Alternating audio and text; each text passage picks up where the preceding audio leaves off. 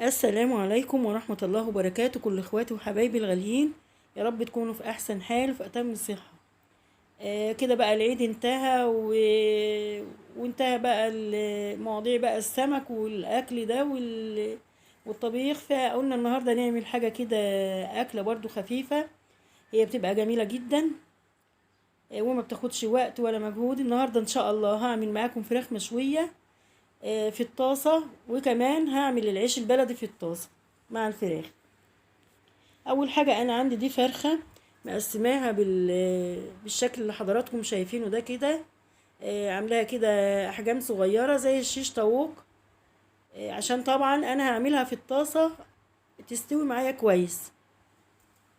طبعا الفراخ دي انا غسلاها زي ما بعمل على طول كده، وغسلاها كويس ولفاها كده بملح وليمون، ورجعت غسلتها تاني. بعد كده هبدأ بقى التتبيلة بتاعتي. انا هعمل التتبيلة في الخلاط، التتبيلة اللي هي بتبقى ناعمة دي. معايا بقى هنا بصلتين، ومعايا طماطميتين، وكمان فصين توم، وقرنين فلفل رومي. لو عايزة تحطي فلفل حار برضو زي ما انت حابة. انا هنا بقى التوابل بتاعتي، معايا بقى شوية ملح، ومعايا كمان فلفل اسمر، بكتر الفلفل الاسمر شوية، وحاطه شويه شطه يعني قليلين كده عشان يدوها طعم برضو، وتبقى برضو مش حر قوي. وكمان ضفت معاهم بهارات فراخ وورقه لوري، ده كله هيتضرب في الخلاط طبعا.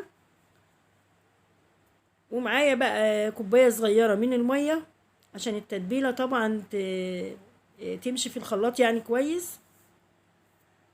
بعد كده كمان هضيف معلقتين من الخل. انا الوقت يا جماعه التتبيله دي معظم الاكلات بتاعتي، يعني ممكن اتبل بيها البانيه، ممكن اتبل بيها اللحمه، اتبل بيها الفراخ، بستخدمها في معظم الاكلات بتاعتي دلوقتي. هنا طبعا جبت الفراخ بقى، ضفت عليها التتبيله زي ما حضراتكم شفتوا كده، وغطيتها وهسيبها حوالي ساعتين 3. على ما الفراخ هتتبل انا كنت عاجنه عيش، عملت العجينة اللي هي بتاع العيش البلدي. وبدأت بقى أعمل العيش البلدي في الطاسة، بيبقى طري وجميل كده جنبها. عارفين طبعا الفراخ المشوية مع العيش البلدي بتبقى جميلة قوي. فأنا عملت كله بقى النهاردة في الطاسة كده في البيت. عندي طبعا زي ما انتم شايفين كده اهو، العيش ما شاء الله بدأ يطلع اهو. انا هسيب لكم اللينك بتاعه في صندوق الوصف، انا عاملاه معاكم على القناة قبل كده. هنا طبعا بعد ما خلصت العيش الفراخ معايا اتبلت، حطيت بقى الطاسة على البوتاجاز، بحطها طبعا على نار هادية، ونزلت بشوية زيت كده زي ما انتم شايفين في الطاسة، والزيت سخن. نزلت عليه الفراخ بقى، رصيت الفراخ عليه كده. طبعا الفراخ بيبقى فيها سوائل برضو، انا هستنى لما تنزل السوائل اللي فيها، وطبعا مش هتكون استوت. لقيتها طبعا ما استوتش، يعني لسه هقلبها طبعا وهتاخد معايا شويه على البوتاجاز. ضفت لها ميه، الميه بتساعد برضو في عمليه التسويه.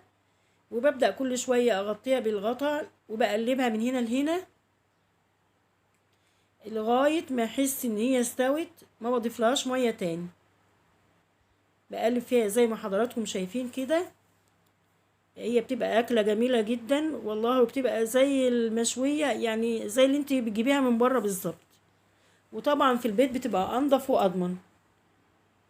بدأت اقلب فيها بقى من هنا لهنا كده لغايه ما قلنا السوائل اللي فيها كده نشفت، وحسيت ان هي مستويه، ما ضفتلهاش بقى ميه تاني. هسيبها بقى تاخد اللون اللي حضراتكم شايفينه ده، يعني كده هي مستويه. بسيبها بس تاخد اللون. بتبقى اضمن طبعا لما تعمليها في طاسه سيراميك او جرانيت، ما بتلزقش.